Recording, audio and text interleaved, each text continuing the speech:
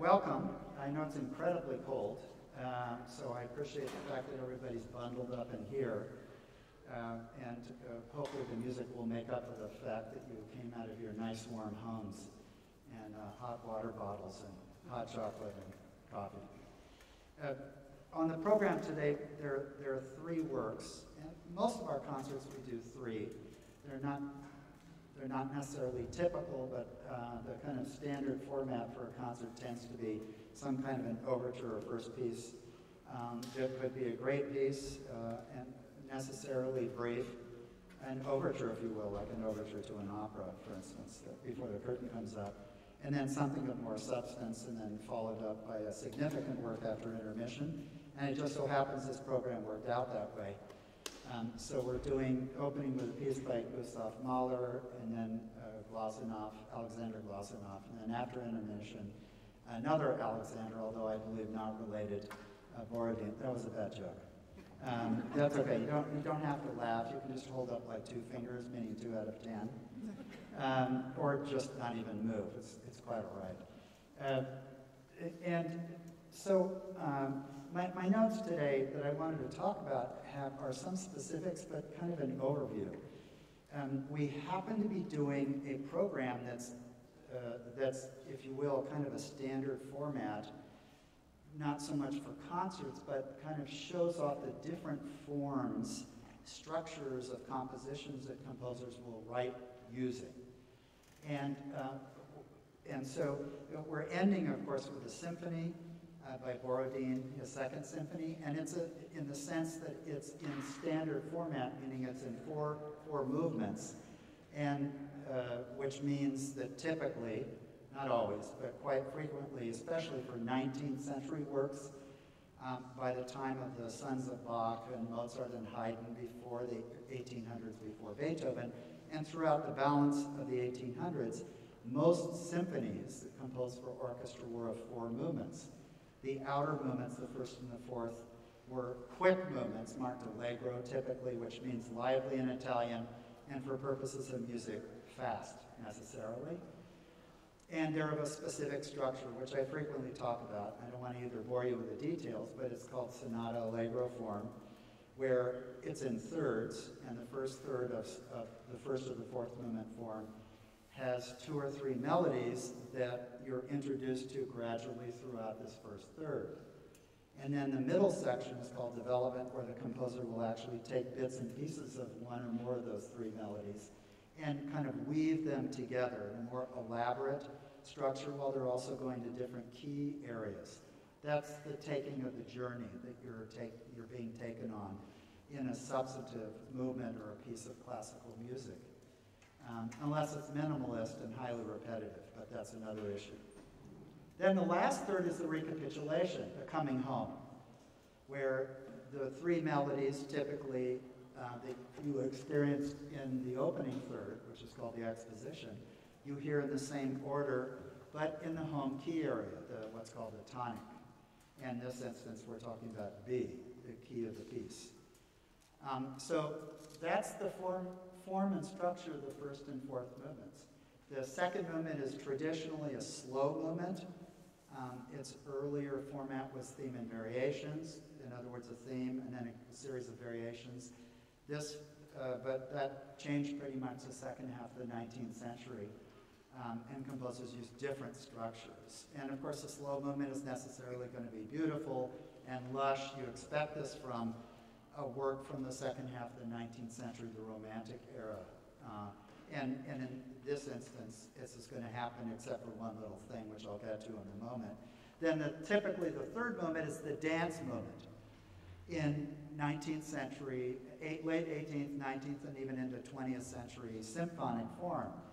Originally in Mozart's time, in early symphonies, the dance movement was in a stately 3-beat time, a minuet, if you will, a very slow waltz. Very stately, elegant. But Beethoven kind of juiced it a little bit and sped it up. And so by the 18 teens and throughout pretty much the 19th century, that 1, da-da-da-da-dum, dum-da-da-da-dum, was sped up into a very quick 3, 1, 2, 3, 1, 2, 3, 1, 2, 3. And it's now called scherzo. The one thing I needed to mention, you'll see in your program, I believe, is that Borodin reversed the two middle movements. So it's not a big deal, but just if you're prepared for a slow second movement, it's going to be a quick scherzo. It's very unique, and so the slow movement is now the third movement. But other than that, this is a pretty traditional format. The second piece on the program is a concerto. In the concerto form, I'm sorry, this is the lecture part of the evening. There'll be a test later. I'll be handing, no, sorry. The concerto form after the Baroque era, where early concertos were typically also four movements like Vivaldi, but by the time we get to the end of the Baroque era, certainly with Bach, the High Baroque, and then well into the late 18th century and 19th century, the traditional format for concerto is just three movements: fast, slow, fast. And this is a very unique piece you're going to hear by Glazunov, a spectacular piece. Wonderful, and it's very, very different in its format in that it's almost what we would call a tone poem form, which means there's no interruption, there's no stopping between movements, partly because Glazunov kind of blurred the movements and kind of goes back and forth between kind of quick passages and very elegant and very slow, rich, melodious, heady, very wonderful passage work. Although pretty much the second half of the piece is what might be a typical third movement. But as I say, it's a taka, meaning you move right from one section to the next, so there's no hesitation, which is good because when you hear Hero, you're not going to want him to stop playing. And the first movement, the first piece on the program by Mahler was, and this probably says this in the notes for those of you who know the music of Mahler, he was not exclusively a symphonic composer, but really most of his great works are either song cycles for solo voice and orchestra or symphonies. And he's a spectacular, one of our most important symphonic composers. Of anyone who plays an orchestra is dying to play Mahler because it's very challenging, it's very wonderful, and it's very much like life.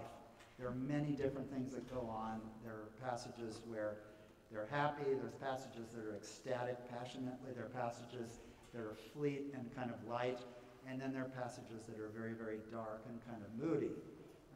So it's very reflective of life, and it's one of the reasons why I think throughout the last 50 or 60 years especially, not only in the United States but throughout the world, Mahler's music really reflects what goes on in individuals' lives, because at any one moment you could feel like bursting into either laughter or crying when you listen to his music. It's very, very passionate and powerful. The Blooming was a movement that he originally conceived as a set of incidental pieces, brief pieces, 5-10 minutes for a play. And then he took it himself. He didn't plagiarize himself, no. He took it, and when he was working on his first symphony, a Titanic work, an incredible piece, he originally thought that he would use this, but he, after early performance of the piece, and after thinking about it, he decided for a number of reasons not to discard it, but to write a different movement in replacement of it. And just so you know, if you are a fan of Mahler's, and especially what I just mentioned a minute ago, you'll notice that it's kind of, it gets very rich and passionate at times, but it's scored for a very small wind section and strings. It's not thin and narrow, but it doesn't have the density capability of when he uses a very large orchestra, be it for a fast or a slow movement. And also it's very unique in that it has almost a solo part. The solo trumpet in it, it plays all the way through this kind of wonderful, almost like an alpine kind of a melody that you would expect from an Austrian composer, although he was born in Bohemia. So I did want to mention one last thing, and that is that a lot of times when people are listening, who listen exclusively to classical or listen exclusively to pop music, they tend to not notice where there is not just overlapping, but the likenesses, the similarities, because it's very easy to notice when you're in the midst of an hour and a half long work by Mahler that this is not exactly a 2-minute Bill Haley tune. Sorry, it's before your time. It's mid-50s. So length is certainly an issue, but I'll tell you there are many, many similarities. And so, for instance, one of the things you're going to notice when we get to the Borodin after the first half is that the piece starts with, literally with this tune, and pardon my singing.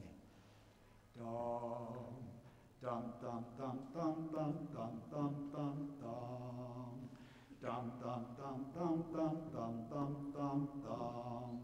And you hear that literally at the beginning of the first movement, about 4 minutes later in the middle, and 4 minutes after that, near the end. And it's structurally, and it serves the purpose of the same as a piece you might know, which is, she loves you, yeah, yeah, yeah. She loves you, yeah, yeah, yeah. She loves you, yeah, yeah, yeah, yeah. Which appears at the very beginning of that song, exactly in the middle after 2 verses, and at the end after another verse and a half with a break straight. Before there's a, so it's a, I know I'm stretching the envelope here, but while I was thinking about this as I was driving down to our warm-up rehearsal, I thought, you know, Lennon would not have written the lyrics for the Borodin melody, but McCartney might have, and it would have gone probably something like this. No, no, she doesn't love you anymore. So bear that in mind when you're listening to the Borodin.